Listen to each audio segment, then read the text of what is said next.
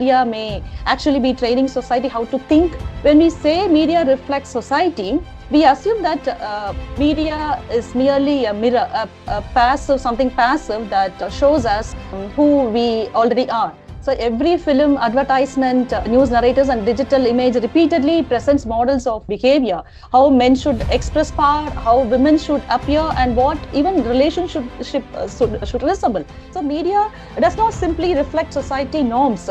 It participates actively in producing images and also sustaining them. So this realization shifts our responsibility. If media can train society to accept stereotypes, it can also train society. I believe that it can also train society to question and transform them.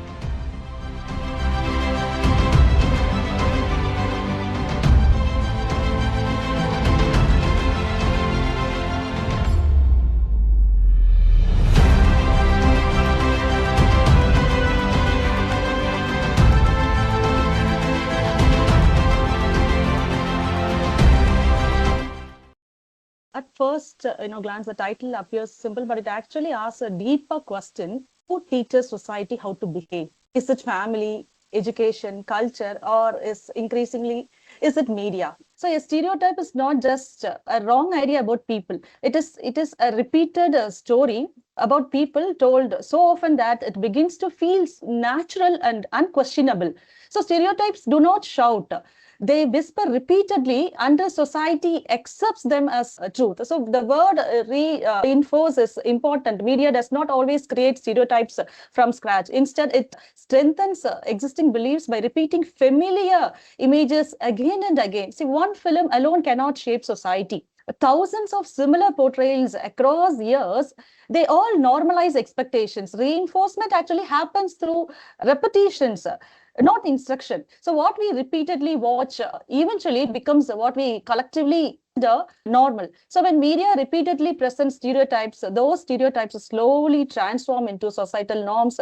And once something becomes a norm, it is rarely questioned. So when we say media reflects society, are we overlooking a more uncomfortable truth that media may actually be training society how to think? When we say media reflects society, we assume that media is merely a mirror, a passive, something passive that shows us who we already are. But the uncomfortable reality is that media is not just a mirror, it is also a teacher. So every film, advertisement, news narrators and digital image repeatedly presents models of behavior, how men should express power, how women should appear, and what even relationship should resemble. So all these things, these repetitions, these representations, they move beyond storytelling and they begin functioning as social instruction. So we rarely notice this process because it actually operates subtly. Media does not command us directly.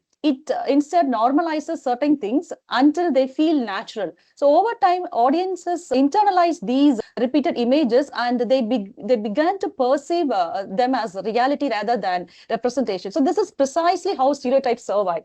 They persist not necessarily because society consciously believes them, but because media continuously rehearses them through familiar narratives and characters. So media does not simply reflect society norms. It participates actively in producing images and also sustaining them. So this realization shifts our responsibility. If media can train society to accept stereotypes, it can also train society. I believe that it can also train society to question and transform them. For instance, media has historically portrayed women through limited and predictable roles. The self-sacrificing mother that we had seen in traditional conventional movies, and also the submissive wife, or the glamorous women as showed as a glamorous objective commodity, object of desire.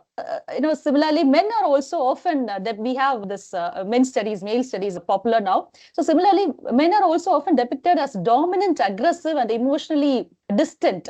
So these portrayals may seem harmless at first, but repeated exposure gradually shapes social expectations about how individuals are supposed to behave. From my experience as a teacher, I often observe how deeply such representations influence young audiences. When I discuss media narratives with my students, I ask them to reflect on the types of characters they frequently encounter in films or television series. So many students initially struggle to recognize these patterns because stereotypes become a normalized that they appear invisible. So one exercise I frequently conduct in my classroom is asking students to analyze popular film scenes and identify how gender roles are constructed.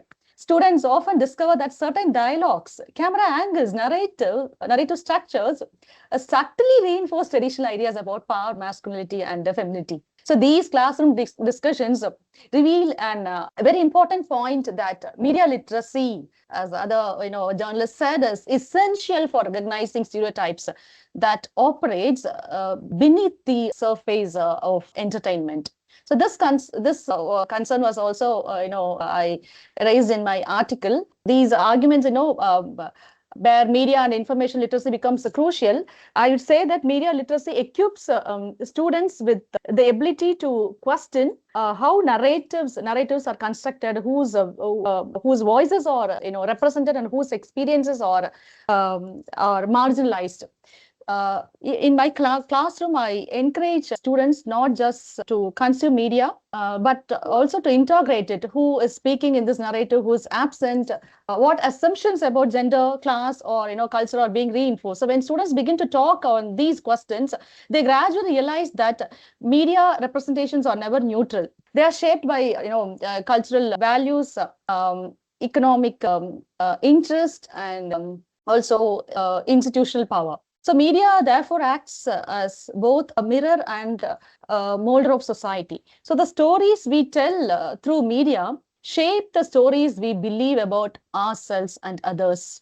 So if those stories remain limited by stereotypes, society too will remain limited by those assumptions. So, but if media narratives evolve to represent the diversity and complexity of human experiences, they can also become powerful instruments of social change. So, therefore, I think that the responsibility of media today is not merely to entertain, but also to expand the horizons of social imagination. As a teacher, I feel the readiness of today's means being open to change.